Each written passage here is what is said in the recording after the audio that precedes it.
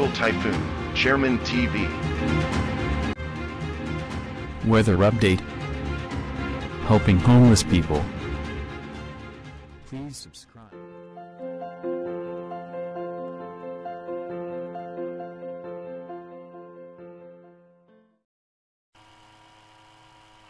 Magandang hapon po. Ito po ang ating latest update para nga po dito sa minomonitor natin na si Super Typhoon Egay.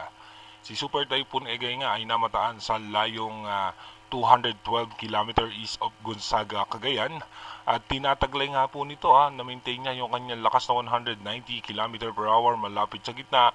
At may pagbugso po yan na abot ng 240 km per hour. Ayon po yan sa ating European Center. Kung mapapansin nyo nga po dito sa ating satellite image na mas malapitan, yung kanyang extension ng kaulapan o yung kanyang diametro ay umaabot nga po yan hanggang dito sa may parte ng Metro Manila. Asahan na nga po natin na meron na nga po tayong nararamdaman na malalakas na hangin at pabugso-bugso ng mga pag-ulan. Dito nga halos sa buong Northern Luzon at extreme Northern Luzon. Malaki nga itong si Super Typhoon Egay at posible nga po mamaya ay mag-downgrade po ito into typhoon category dahil nga po yung kanyang yung kanyang diametro ay tumatama na nga po sa kalupaan. Kaya po magkakaroon nga po ito ng dahan-dahan na pag-downgrade dahil hindi na nga makakaikot ng maayos yung kanyang diametro. Dito nga po sa ating latest satellite image po, no? Meron po tayong minomonitor pa na isang low pressure area sa labas ng ating Philippine Area of Responsibility at malaki po ang tsansa na maging isang ganap na bagyo. Pero sa ngayon nga po, mababa naman yung tsansa nito na pumasok sa ating Philippine Area of Responsibility.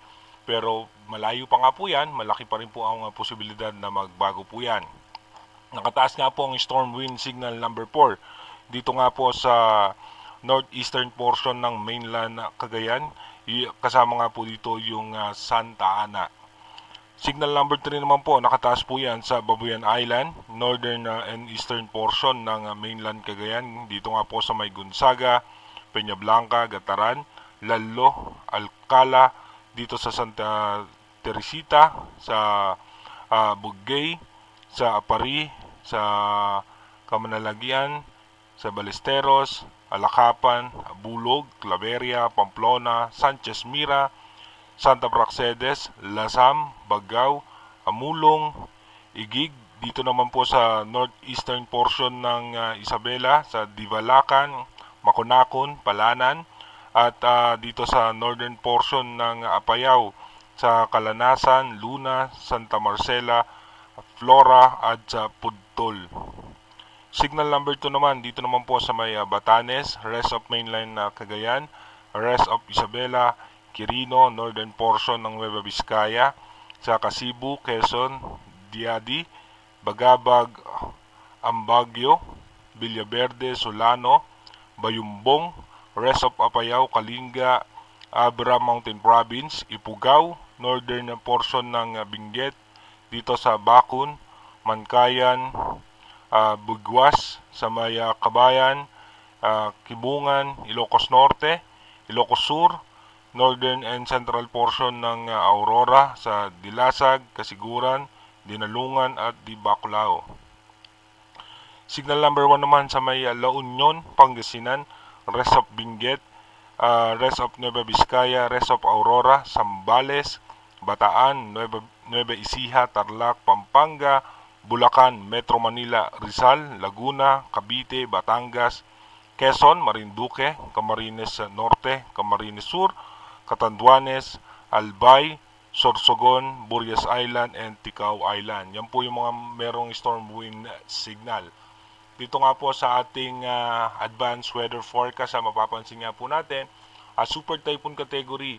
Pagdating nga po mamaya dito ng alas 8 hanggang alas 10 ng gabi, posible nga to magkaroon na ng interaction dito. Mas mararamdaman na nga po yan dito sa may Santa Ana, Cagayan, sa may Camiguin Island sa Calayan at sa Basco, Batanes. Mas malalakas na nga po ang hangin at pag-ulan.